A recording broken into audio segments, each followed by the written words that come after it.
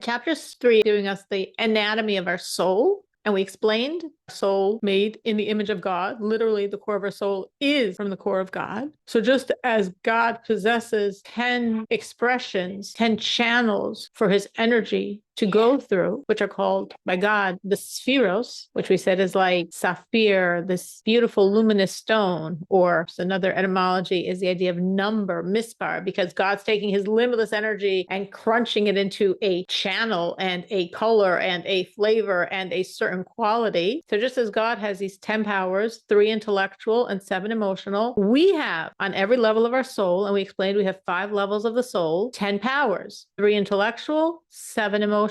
And as we said, both by God's powers and by ours, we have this concept that's called hiskalalos, inclusion, that all of the powers blend and are expressed in each other. So it's really not 10 powers on every level of our soul. It's really 100 powers. Just as by God, it's really not 10 powers in a world. It's 100 powers in each of the 4 worlds. And by us, it's 100 powers in each of the 5 levels of soul. This chapter is really foundationally going to focus on the 3 intellectual powers, Chachma, Bina, and Das, the seminal wisdom, understanding, and connectivity. But right just in the very beginning, it touches on the emotive powers. So that's what we're talking about and trying to explain them more. I'm not really going to each one in depth, though I'm open to any questions if anyone has any. But we're focusing now, the Rebbe gave us synonyms for the term, the emotions, which in Hebrew means the midas. So the emotions, the midas, also are called kfulos, pairs, as we explained, and also called the 7 days of building, Shiva Simei Habinyan, which we said refers to the 7 days of creation, that the days of creation, those are the days of building, because from those 7 literal 7 days, literal 24-hour days, I know people say, yeah, 7 days, and each day was a few hundred years or a few thousand years. No, Torah is true and literal. It also has many deep levels, but it's also a literal truth. They were literally 7 days, as we understand today, 24 hours, and each one of those days utilized a different one of these energies of the emotions, meaning God created with emotion, with his godly emotions. Because intellect, though as I just said, intellect is the higher power, and it is, but intellect is more inward bound, and an emotion is outward to the other, which in this case, the other means the other of creation. So that's why God created with his emotions. God has 7 emotions, which created 7 days, which is the prototype of the week. Interesting odd number, not 5, not 10. 10 is such a nice round number. No, mankind's week is 7 days because that's the imprint of creation coming from God's 7 emotive traits. We said it actually is far deeper than that, because these 7 emotions not only create the 7 days of creation, but they create the 7,000-year mandate of this world as we know it. Because each day, as it says in Psalms, it says in Tehillim, creates 1,000 years. Excellent question. The question was, how can we say 24 hours if we know the sun only comes into place on day 4 of creation? And we're saying 24 hours from day 1 of creation. So what's going on? That's an excellent question. And in truth, the answer is like many things. The question might sound like, wow, an awesome question. I hope she has an awesome answer. The answer is that God is beyond time, beyond space. But for creation, and most especially, of course, for creation of our world, the physical dimension of the world of Asiya, of the world of descent, the parameters of that world are time and space. So therefore, even before what we would consider being in place to create time, like the movement of the sun, time creates the fabric of our world. Our world is bound by time and space. And that's why we have sayings of the sages that are sort of like, how do we understand it? Like it speaks of Torah existing 2,000 years before creation. And we'll say 2,000 years before creation. Before creation, there are no years. So someone could say, well, it's just an expression to mean a lot, but is meant very literally.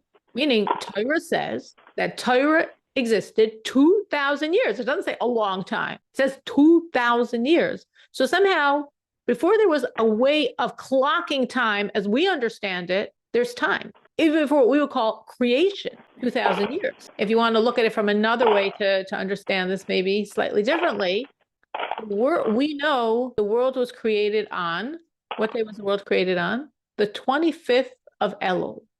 The world was created on the 25th of Elul. And we could be, wait, how do you create the world in the middle of a month? Like, what does that mean? Where were the first 24 days of Elul?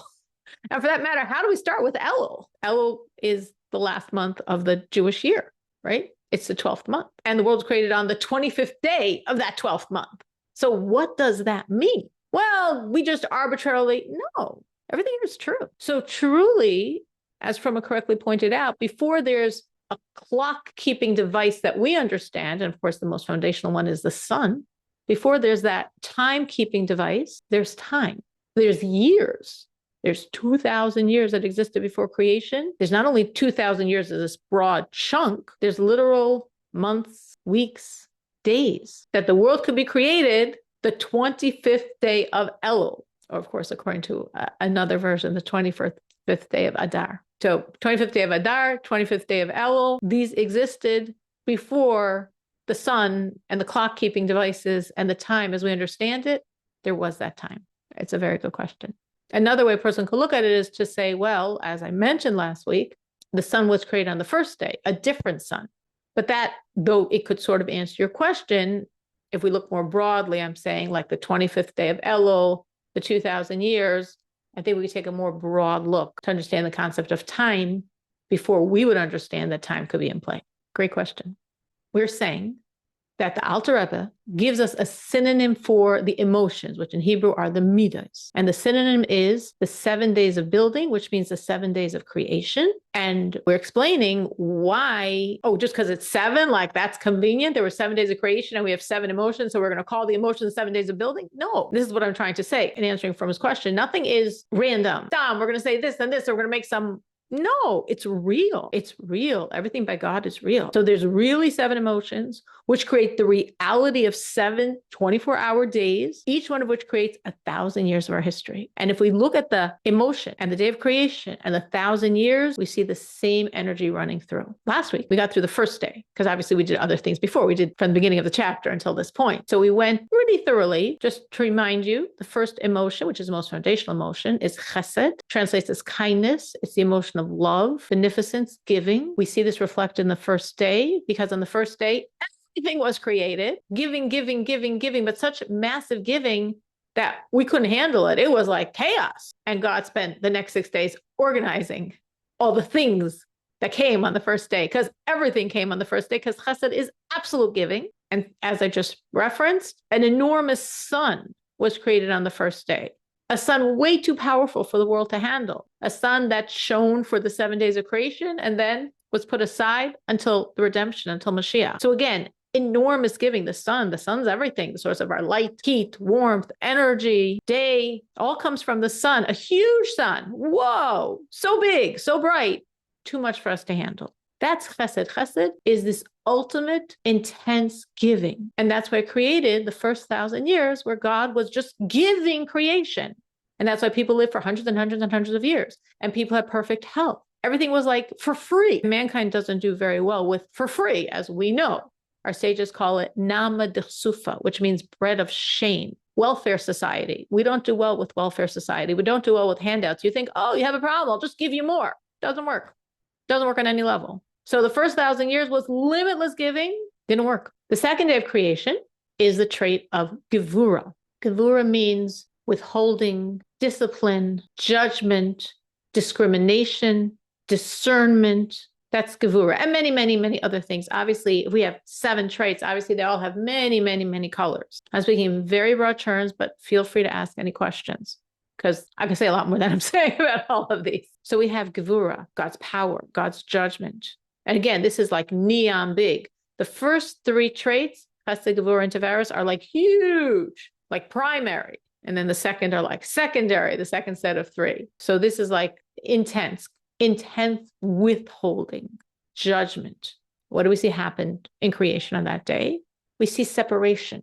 That's the withholding factor, because on the first day, the world is just water. We don't see any land. We just see water. Tohu, vavohu, chaos, confusion, water all over the face of the earth. No dry land, no place for man, no place for creations to be. So on the second day, in an act of tremendous separation, God separated the waters, like pushing aside what became the lower waters, oceans of our world, and the upper waters, the firmament, the heavens, and revealed and uncovered dry land. So it's tremendous withholding, but of course it's a tremendous compassion, which is really the point of all withholding.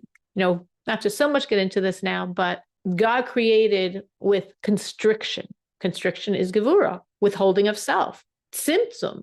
Tzimtzum means he makes himself smaller, makes himself smaller, makes himself smaller. And we're like, we wish God wasn't so small. We want to see him. We want revelation of God. We don't want concealment. We don't want constriction. That doesn't feel good. But as the Alter Rebbe explains much later in Tanya and Shar Yichud V'Emunah, that all of this judgment, gevura, constriction, withholding is all God's love for us, because it's the only way we could be. It's the only way world could be, as a discrete, so to speak, fake out of an entity, separate existence, where we have the challenge and opportunity to uncover God. And if there was not that constriction, the world couldn't be a finite world with human beings with the mission of making this world Mashiach, of revealing God in this world. The world would just be more of God's infinity, and no room for us, and no room for our participation, our growth, our partnering with God in creation. So all that tzimtzum, that judgment, that constriction, that squashing of God's self, every single time God's concealing himself, it's expression of his love for us. And similarly, on the second day of creation, where there's this massive judgment and separating, and these become the lower waters and these become the upper waters, what was the point? To uncover dry land for man and all of creation to be, because we couldn't be if there was just water. So it's like a prototype of the concept of God's gevura in action, God's judgment in action, discrimination, discernment, separation, all coming for love of us. So that was the second day of creation. Intense gevura, intense separation. They became the lower waters, they became the upper waters, and with water. We see this play out in the second millennium, because the second millennium had the most extreme consequences for actions the world has ever experienced. Idolatry really began, as we know it as idolatry, in this second millennium, and God responded. And the Mediterranean rose up and flooded the world. The known world at that time, what we might call the Fertile Crescent, and a third of the world's population drowned. Tremendous gevura, judgment, and with water. The millennium continues. Mankind doesn't get the lesson. They continue with tremendous corruption. And what does God do? He brings a flood that washes away all the evil, all the men, all the corruption of the animals, even the corruption of the earth itself that man had tainted. It's all washed away with water, washing, cleansing, removing, punishing. And who's left? We have officially 8 survivors. Noah, his wife Naamah, their 3 sons, and their 3 wives. 8 people plus Og, who we were told was holding on to the teva, to the ark. We can say 9. 9 people survived. We think of that in real world terms, like what happened? The whole world got washed away. Fresh start for creation. Enormous judgment. And with water. And then truly when Noah left the ark, it says he saw a new world. A world that was cleansed. A world that was washed away of all the impurities. A new fresh slate. Let's see what man does with it this time. Well, still in the same millennium, man, unfortunately, and that's our generation, by the way, we're told this generation, the generation that's bringing redemption, is a reincarnation of that generation, of that Tower of Babylonia. As generationally, we first were there at the Tower of Babylonia. We came back to that final generation in Egypt that became the generation that left Egypt and went into the desert to become the generation of Reb Shimon Bar Yochai, which is shortly after the destruction of the Second Temple, to become the generation now that's bringing the redemption, a very pivotal generation. We've also personally been here many other times, but generationally, this is our 4th time around. And the first time was then, towards the end of the second millennium, when we gathered together, we united to fight against God. We were united, which was a big improvement over By the flood, when we were very not united, we were united, but we used our unity to fight against God. And God, with a lot of compassion for us, used tremendous judgment, didn't kill us out. He separated us. He separated us linguistically, right? Because it was told every family suddenly had a new language. Until then, the entire world, these are evil people. This is the whole generation of the flood, that the whole world gets washed away.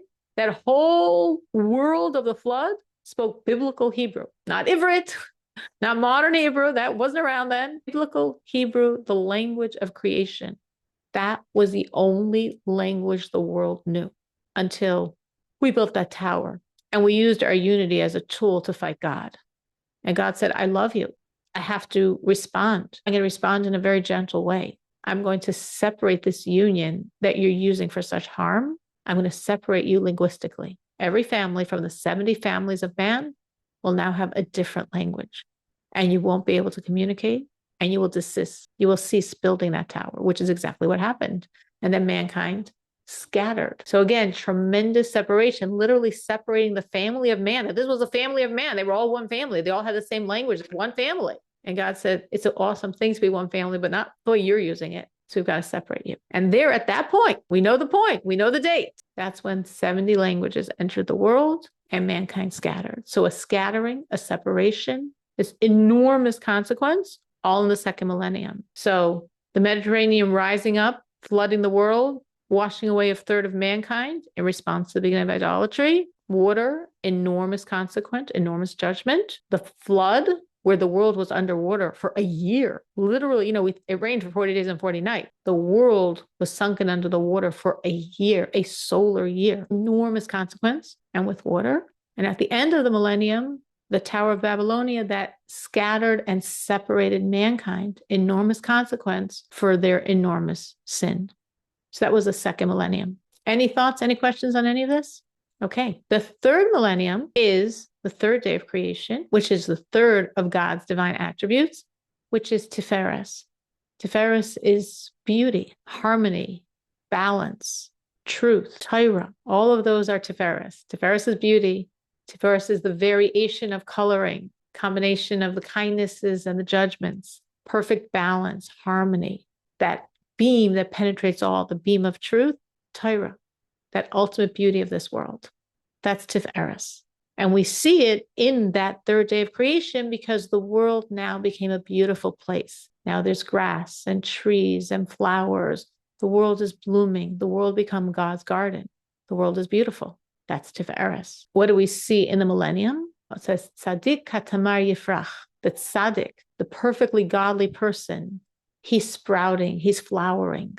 This was the millennium of Abraham, Yitzchak, Yaakov, Abraham, Isaac, Jacob, Moshe, Aharon, Kahas, Amram. These were the generation of the the millennium of these 7 shepherds of the Jewish people until today.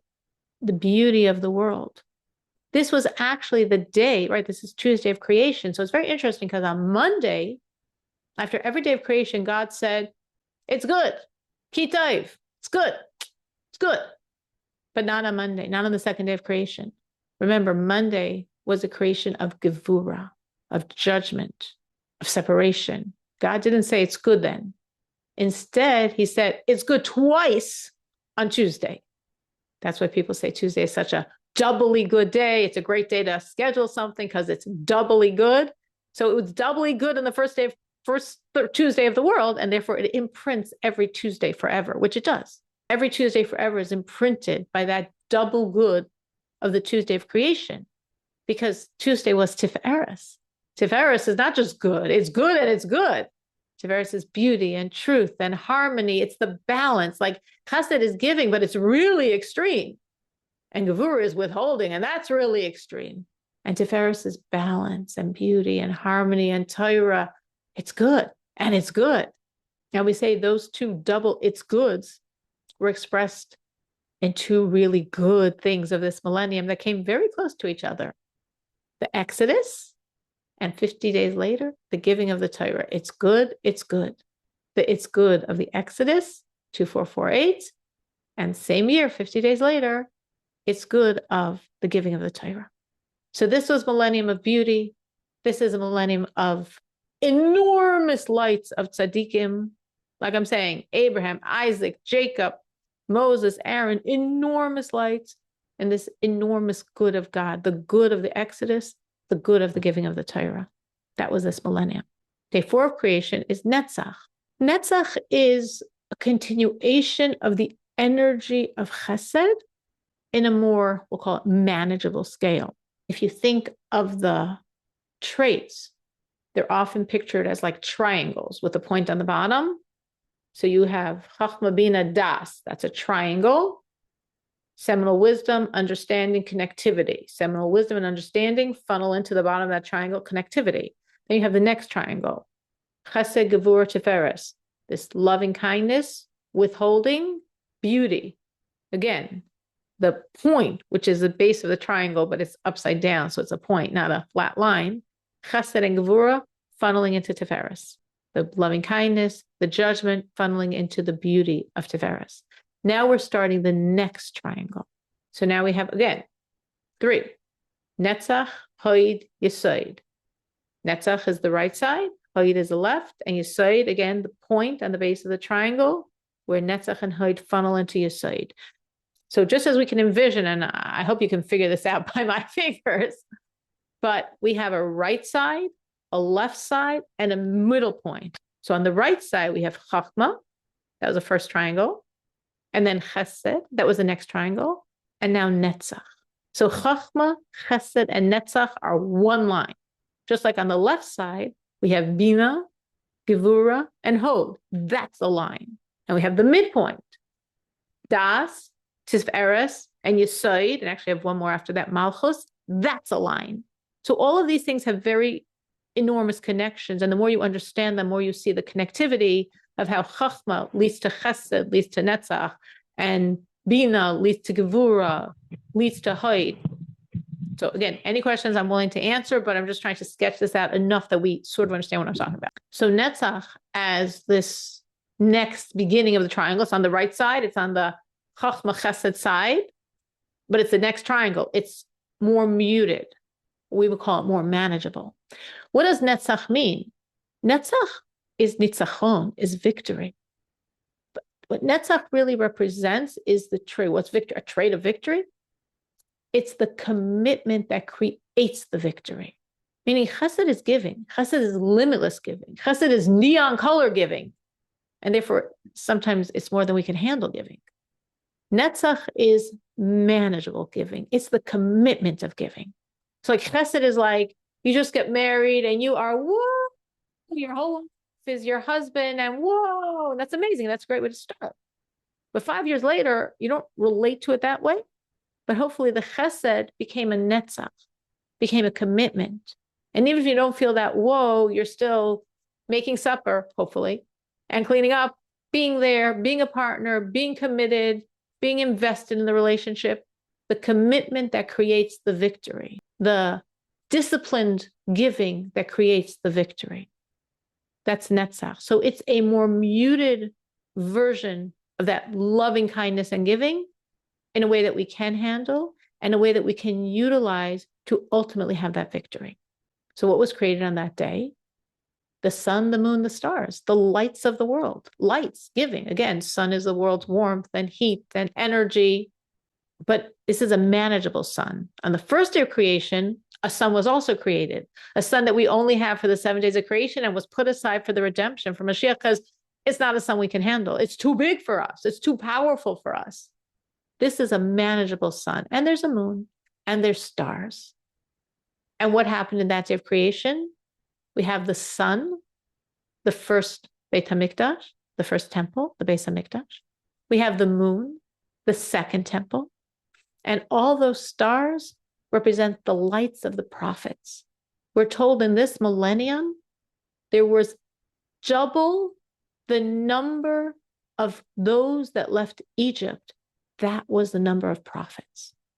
So at a minimal number, again, if I'm going to be small-minded, that means in this millennium, there were 1,200,000 prophets. Now, why am I emphasizing that number? Because if you study the prophets, it looks like there's about 50. but those are the prophets whose prophecies were recorded for generations. So the prophets we know, Yeshaya, Yirmiyah, Yecheskel, Isaiah, Jeremiah, these are prophets whose prophecies are for all times, and that's why they were recorded. But our sages say, double the number of those that left Egypt were the prophets. If you could think of all those stars, what are stars? Stars are planets. Stars are lights, but they're far from us, so they look really small, but they're enormous lights. Human beings that were such lights that were stars. At least 1,200,000. Why do I say at least? Because there were a lot more Jews that left Egypt than 600,000. 600,000 were the men from age 20. You also had women and children. So at that time, literally, there was about 3 million people that left Egypt, which means there were 6 prophets. At least there were 1,200,000. Again, this is reality. This is a realistic number. So imagine all those stars.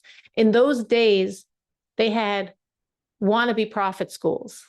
Not a school as we envision with a desk and a table, but a probably better school, the school of life, where people trained and pursued the gift of prophecy. It's a star. It's such a light. And it was so accessible in that millennium. Of course, Lubavitcher Rebbe says prophecy never ceased. And there's always prophets since then and for all times, but very few.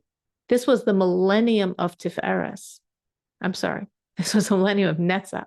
This was the millennium of the stars, of people that literally God spoke through them. The light of God shone through them in this millennium, the millennium of Netzach.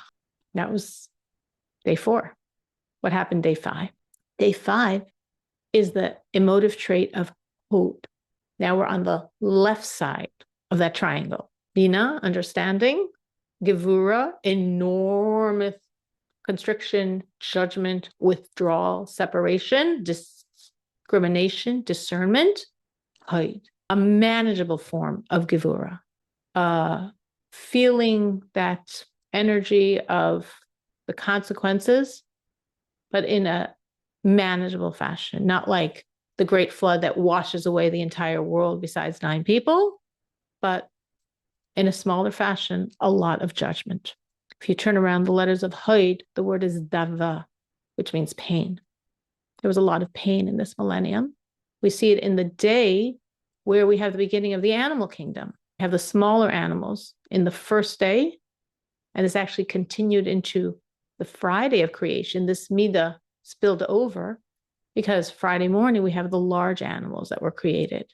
And all that creation of the animals, the entire 5th day and the beginning of the 6th day, represented in the millennium the world being washed in the blood of the Jews, which is what we historically experienced. The exiles, the persecutions, and it intensifying and intensifying and intensifying. As we see from the smaller animals, then we get the larger animals. So more and more and more persecution building. A lot of this Hod energy coming to Friday, the 6th day. Now we're at the base of this 3rd triangle, right? The first is the 3 intellect, then the 3 primary emotions. And now we're at the base, the point of the 2nd triangle of emotions, the 3rd triangle from the 3, which is the secondary emotions, which is Yesod. Yesod means foundation. And the foundation of the world is man. And that was created on Friday of creation. Actually, the Midrash goes through the hours of Friday and the development of man till we come to the real completion of the creation of man at Chatzos, midday of Friday of creation. So we have Yesod, foundation, and we have the foundation of the world, man, being created, hour 4, hour 5, and then we come to hour 6, Chatzos, midpoint, when man is a functioning man, where it says he gathered all the animals, he named them all. A name is a revelation of essence. So he could look at each animal and he understood its essence and he understood the name. Again, in biblical Hebrew, that was really the spiritual source of this animal. And then with man, all of the animals sang to God.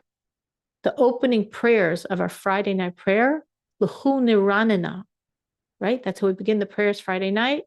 Let us come and sing and praise God. These are the words Adam said to the entire world. Who was his choir? The animal kingdom. The whole world at that moment, the animal kingdom is come. I've named you all. I've revealed your essence. Now let's join together and praise God, because that's the point and purpose of why we're here. We're here to serve. We're here to praise. We're here to connect to God. That was Adam. A lot of times when we think of Adam and Eve, and it seems like this, he seems so small. You say has a very bad rap or a tremendous misunderstanding.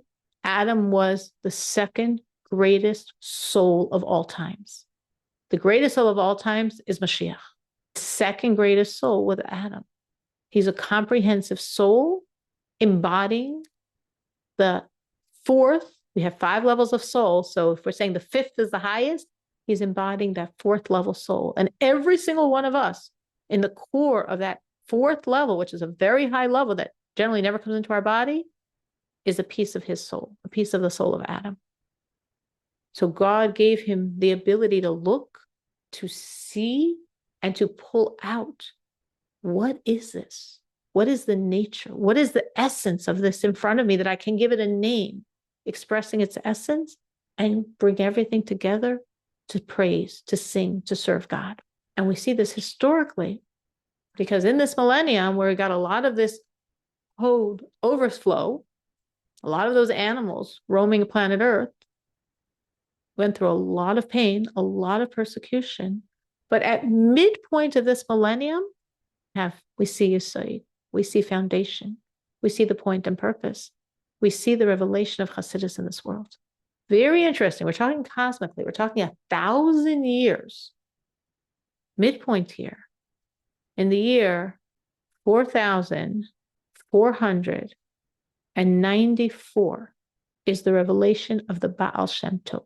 In the year 5,505 is the birth of the first leader of Chabad, Rav Shir Zalman of Liadi, who we refer to as the Alter Rebbe.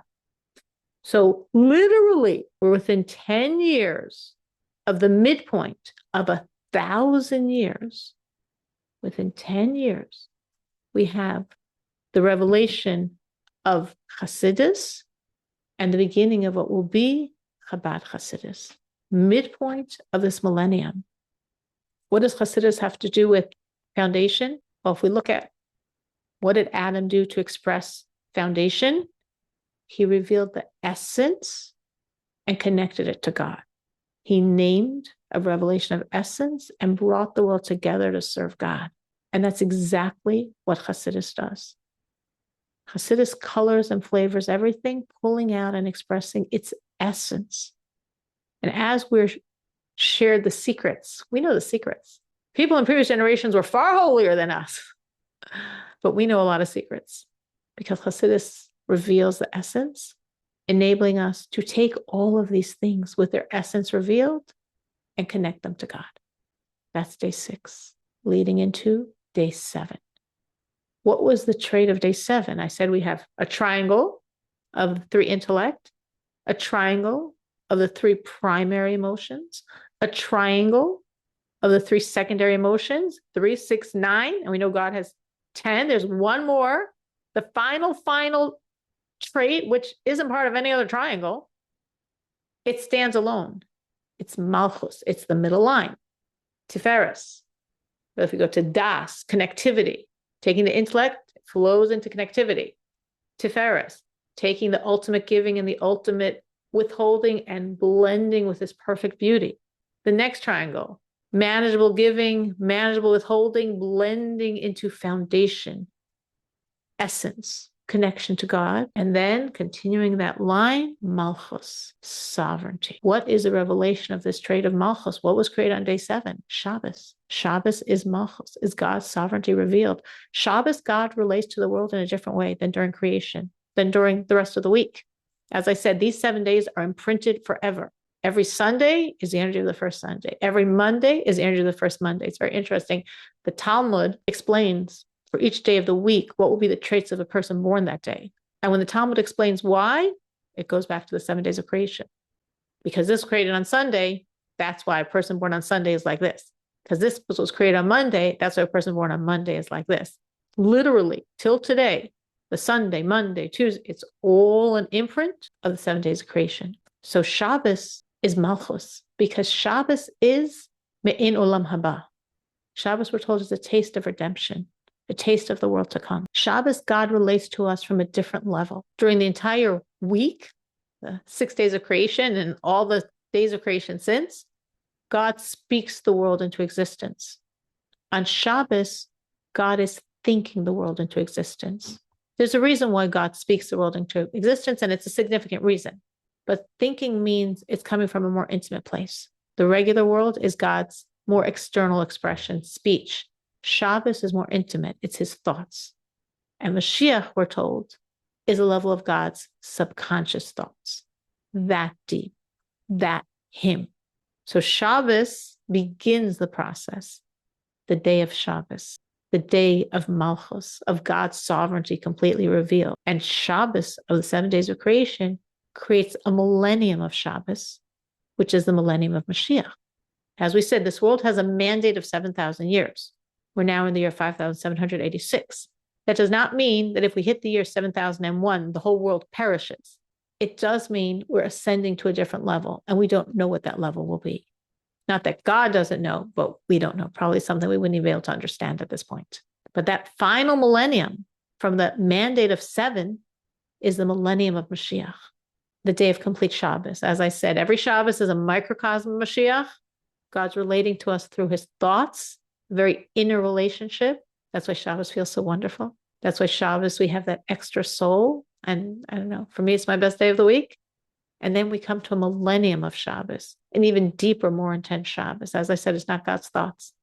It's his subconscious thoughts. That's how close he and we become, literally, literally, literally one. That's the millennium of Shabbos. And that's why we know the Mashiach has to happen really soon. Because when we hit the year 6,000, we've begun the millennium of redemption.